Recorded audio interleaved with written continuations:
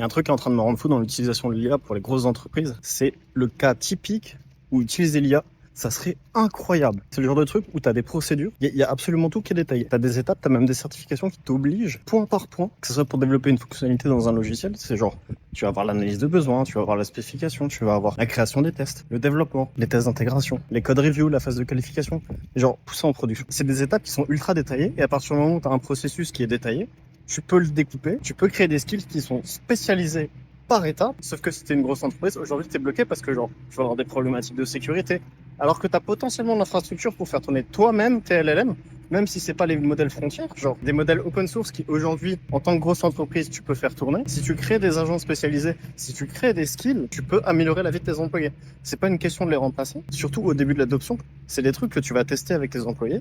Ils vont pouvoir aller beaucoup plus rapidement. Ils vont pouvoir vérifier derrière que l'agent IA, il va pas faire de la merde. Mais au final, les boîtes, surtout en France, elles vont au ralenti. Et franchement, c'est un peu triste. Et pour le coup, c'est la grosse différence que je vois quand je suis au taf ou quand je dev chez moi. Alors pourquoi hésiter autant de temps à mettre en place des solutions IA qui permettraient aux employés en France d'avancer beaucoup plus vite? Et comme dit, c'est pas pour les remplacer. Bref, moi c'est Nicolas, je fais une vidéo par jour. Abonne-toi.